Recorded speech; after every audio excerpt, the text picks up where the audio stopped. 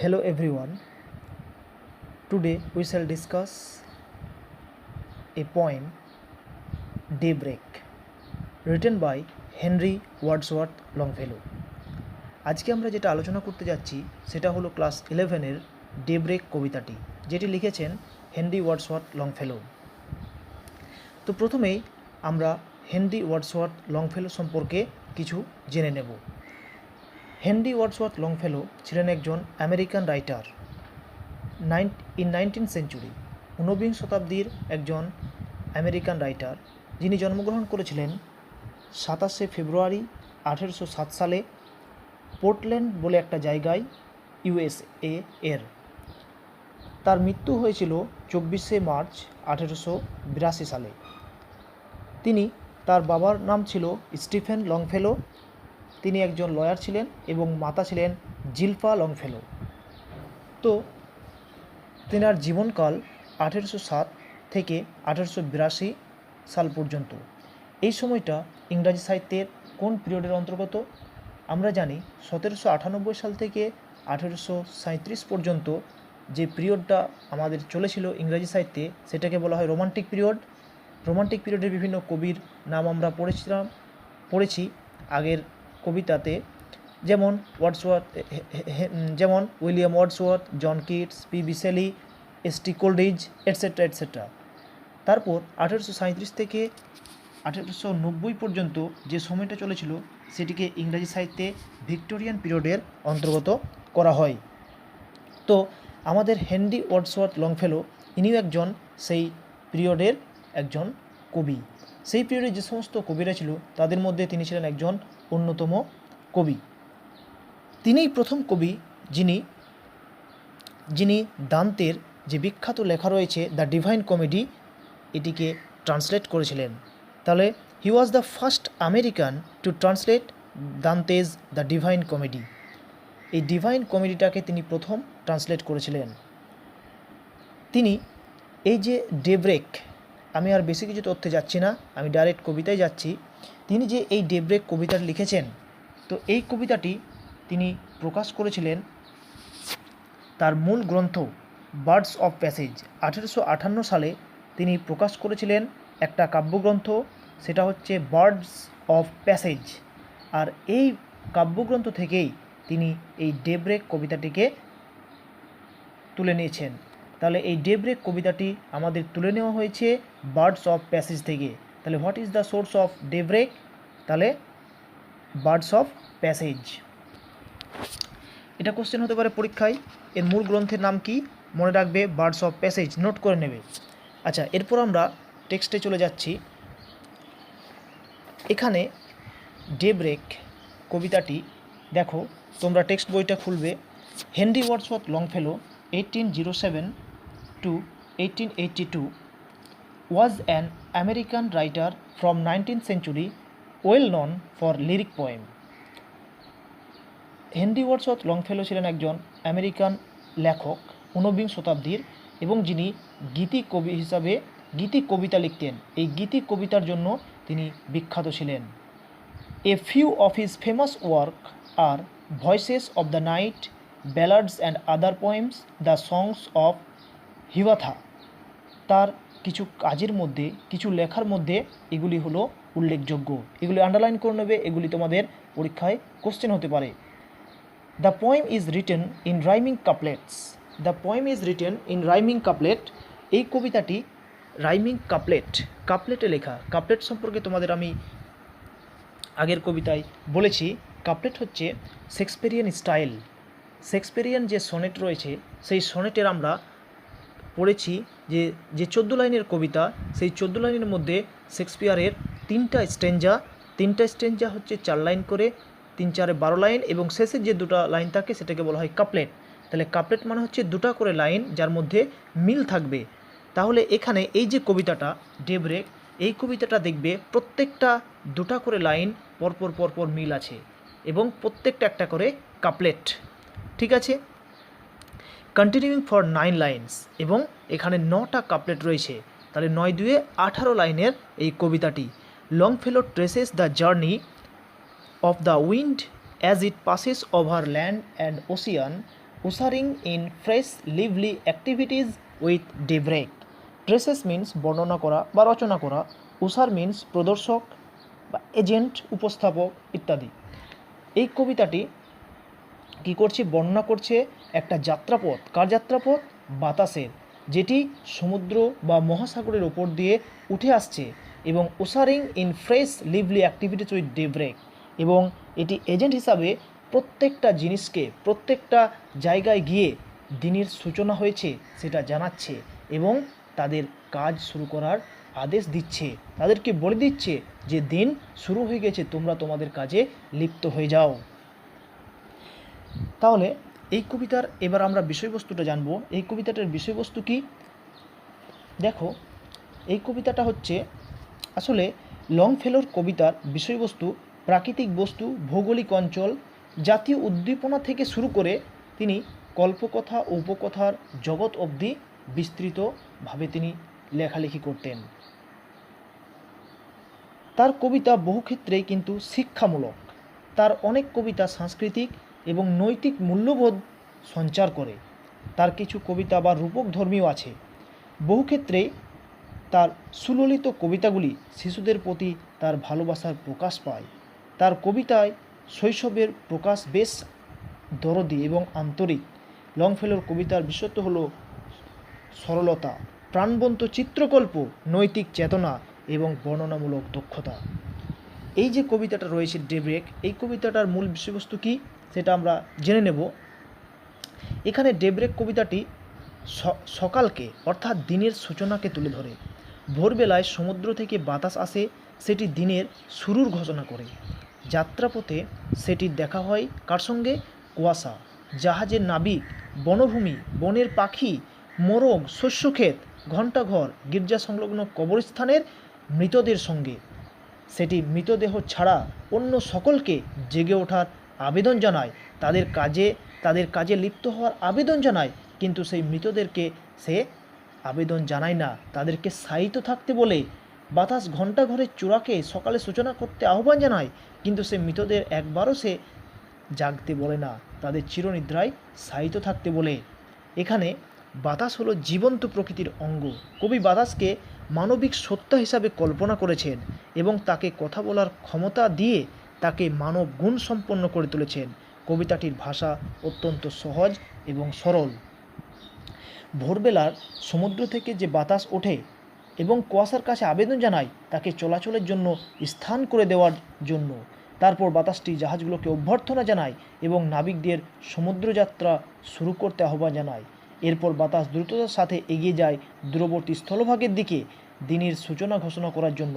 একে একে সে বনভূমিকে বলে পাতার বাহার মেরে ধরতে, বনের পাখিকে বলে প্রভাত সঙ্গীত গাইতে, মোরগকে চিৎকার করতে বলে, ফসলের ক্ষেতকে সকালকে অভ্যর্থনা জানাতে বলে, বাতাস ঘণ্টাঘরের চূড়াকে ঘণ্টা বাজিয়ে সকালের সূচনা করতে বলে। কিন্তু বাতাস যখন কবরস্থানের উপর দিয়ে বয়ে যায়, সে কবরে শায়িত ব্যক্তিদের জেগে উঠতে বলে না, বরং বাতাস তাদের জন্য দীর্ঘশ্বাস ফেলে এবং তাদেরকে নিদ্রায় শায়িত থাকতে বলে, কারণ তাদের জেগে ওঠার সময় এখনও হয়নি। এখানে কবি বাতাস হলো একটি নিষ্প্রাণ প্রাকৃতিক বস্তু, কিন্তু ডেব্রেক কবিতায় কবি বাতাসকে মানুষের মতো কথা বলার ক্ষমতা দেওয়ার মধ্য দিয়ে তার উপর ব্যক্তিসত্তা আরোপ করেছেন, যাতে সে জীবজগৎকে কর্মচঞ্চলতায় জাগিয়ে তুলতে পারে। বাতাসের হাঁকডাক জীবন্ত পৃথিবীতে নতুন আশা নিয়ে আসে এবং উদ্দীপনার সঞ্চার করে। এই হলো তাহলে কবিতাটির বিষয়বস্তু। এবার আমি কবিতাটা লাইন বাই লাইন পড়ছি, তোমরা লক্ষ্য করো, সবাই বইটা ফলো করো। দেখো, a wind came up out of the sea and said, o mist make room for me. A wind came up out of the sea, একটা বাতাস উঠে এলো সমুদ্র থেকে। And said, o mist make room for me, এবং প্রথমেই তার দেখা হলো কুয়াশার সঙ্গে এবং কুয়াশাকে বলল, আমার জন্য একটা স্থান করে দাও, আমার জন্য জায়গা করে দাও। It hailed the ship and cried sail on. তারপর বাতাসটি জাহাজকে আগ্রহ ভরে ডাকলো। ইট হেল্ড মিন্স আগ্রহ ভরে অভিবাদন করা, জানানো। তারপর বাতাস আগ্রহ ভরে ডাকলো কাকে? নাবিকদের, এবং নাবিকদের কি বলল? সেল অন, তোমাদের যাত্রা শুরু করো। Ye mariners, the night is gone. Mariner means নাবিকগণ, নাবিকদেরকে বলল যে রাত্রি শেষ হয়ে গেছে, দ্য নাইট ইজ গন, রাত্রি শেষ হয়ে গেছে, তোমাদের আর ঘুমিয়ে থাকার সময় নয়, তোমরা তোমাদের যাত্রা শুরু করো। And hurried landward far away crying awake it is the day. তারপর বাতাস দ্রুত ছুটে গেল সেই দূরবর্তী দেশে এবং কি বলল, জেগে ওঠো, দিন শুরু হয়ে গেছে। তারপর নাবিককে বলার পর সে দ্রুত ছুটে চলে গেল দূরবর্তী দেশে এবং কি বলল, এবং চেঁচিয়ে বলল যে দিন শেষ হয়ে গেছে, তোমরা সবাই জেগে ওঠো। It said unto the forest south. তারপর বাতাস বনের দিকে গেল এবং বনভূমিকে গিয়ে বলল, তোমরা সাউথ মানে হচ্ছে আনন্দে চেঁচাও, তোমরা আনন্দে চেঁচাও, কারণ রাত শেষ হয়ে গেছে আর তোমাদের ঘুমিয়ে থাকার সময় নয়। Hang all your leafy banners out, তোমরা মেলে ধরো তোমাদের পাতার বাহার। লিফি ব্যানার্স আউট মানে হচ্ছে পাতার বাহার মেলে ধরা, তোমরা তোমাদের পাতার বাহার মেলে ধরো, উদীয়মান সূর্য আলো দিচ্ছে, তাই তোমরা তোমাদের পাতার বাহার মেলে ধরো। It touch the wood birds folding wing, যে পাখিরা ঘুমন্ত অবস্থায় রয়েছে রাতে, সেই পাখি ডানায় গিয়ে আঘাত করলো বাতাস এবং তাদেরকে বলল যে তোমরা কেন এখনও ডানা ভাঁজ করে শুয়ে আছো, তোমরা জেগে ওঠো, তোমরা জেগে ওঠো। And said O bird awake and sing, এবং তোমরা তোমাদের প্রভাত সঙ্গীত গাও, তোমরা আর ঘুমিয়ে থাকো না, তোমরা তোমাদের প্রভাত সঙ্গীত শুরু করে দাও।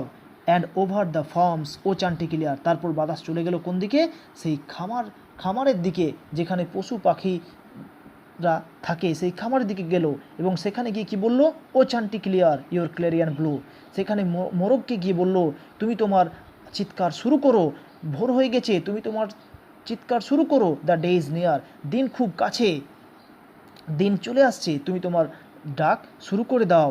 It whisper to the field scud, তারপর বাতাস চলে গেল কোন দিকে, শস্য ক্ষেতের দিকে, এবং তাকে কানে কানে ফিসফিস করে কি বলল, bow down and hail the coming morn, মাথা নত করো এবং নত মস্তকে এই সকালকে, যে সকাল আসছে সেই সকালকে অভ্যর্থনা জানাও। ইট সাউটেড থ্রু দ্য বেলফি টাওয়ার, তারপর চিৎকার করে এটি সেই ঘণ্টা ঘরের চূড়াকে বলল যে awake O bell proclaim the hour, তুমি জেগে ওঠো, তুমি তোমার ঘণ্টা বাজাও এবং দিনের সূচনা করো।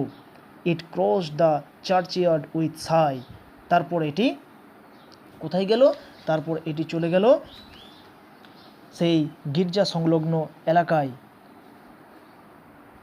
তারপর গির্জা সংলগ্ন এলাকায় চলে গেল এবং it cross the churchyard with a sigh, তারপর কবরস্থান পেরিয়ে যাওয়ার সময় সে দীর্ঘশ্বাস ফেলল।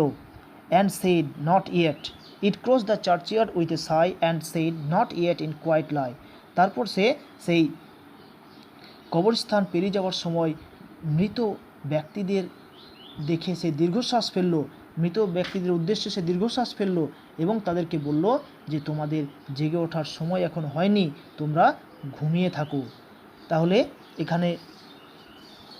এখানে আমরা দেখলাম যে গির্জা সংলগ্ন, চার্চইয়ার্ড মিনস হচ্ছে গির্জা সংলগ্ন কবরস্থান, ঠিক আছে। প্রক্লেম দ্য আওয়ার মানে হচ্ছে ঘণ্টা বাজিয়ে ঘোষণা করা যে দিন শুরু হয়ে গেছে। তাহলে এই কবিতায় আমরা দেখলাম যে কবি একমাত্র সেই কবরস্থানের মধ্য দিয়ে যখন যাচ্ছেন, সেই কবরস্থ ব্যক্তিদের ছাড়া সমস্ত মানুষদের সমস্ত জায়গায় গিয়ে তাদের জেগে উঠতে বলছে এবং দিনের সূচনা করতে বলছেন, কিন্তু তাদেরকে বলছেন না, তাদেরকে সাইজে থাকতে বলেছেন, কারণ তাদের সময় এখনো হয়নি। আমাদের ধর্মমতে আমরা জানি যে মৃত ব্যক্তিরা যখন মারা যায় তখন তারা সাইতে থাকে, তারা একদিন উঠবে যেদিন এই পৃথিবী ধ্বংস হয়ে যাবে, তখন ভগবানের কাছে, গডের কাছে আমরা গিয়ে উপস্থিত হব এবং আমাদের কৃতকর্মের ফল পাব। সেখানে কেউ স্বর্গে, কেউ নরকে, কেউ জান্নাতে, কেউ জাহান্নামে আমরা প্রবেশ করব আমাদের কৃতকর্মের ফলের ওপর ভিত্তি করে। তাহলে এখানে কিছু কিছু ওয়ার্ড আছে যেগুলি তোমাদের আমি বলে দিচ্ছি, দেখো। যেমন হেল্ড হচ্ছে, হেল্ড মিন্স আগ্রহ করে ডাকা, কল্ড এনথুজিয়াস্টিক্যালি। তারপর মেরিনার্স মিন্স সেলার। তারপর ল্যান্ডওয়ার্ড মানে জানো, টুয়ার্ডস দ্য ল্যান্ড। স্থলভাগ। তারপর দেখো চান্টিক্লিয়ার মানে জানো গৃহপালিত কোনো মোরগ। তারপর ফিল্ডস অফ কর্ন ফসলের ক্ষেত। Bow down means the wind asks the cornfield to welcome morning by bending the body and lowering the head. Bow down মানে হচ্ছে অভিবাদন জানানো, নত মস্তকে অভিবাদন জানানো। তারপর whispered the coming morn. Whispered মানে ফিসফিস করে বলা, যে বাতাস যখন ফিসফিস করে বলছে যে দিন শুরু হয়ে গেছে, তোমরা নতমস্তকে অভিবাদন জানাও। বেলফি টাওয়ার মানে ঘণ্টা ঘরের চূড়া। শাউটেড মানে হচ্ছে চিৎকার করে বলা। প্রোক্লেম মানে বললাম ঘোষণা করা, জনসমক্ষে ঘোষণা করা ইত্যাদি। এখান থেকে তোমাদের কিছু কোশ্চেন হতে পারে, যে কোশ্চেনগুলি হবে সেগুলো আমি বলে দিচ্ছি, দেখে নাও। এখান থেকে যে কোশ্চেনটা হয় বিশেষত, সেটা প্রথমেই এই কবিতার টাইটেলটা করবে, write a note on the significance of the title of the poem day break একটা করে রাখবে। আর যেটা হয় যে what role does the wind play in announcing the beginning of the day. কবিতাটিতে বাতাস দিনের আরম্ভ ঘোষণা করতে কী কী ভূমিকা পালন করেছেন, এটা একটা করবে। তারপর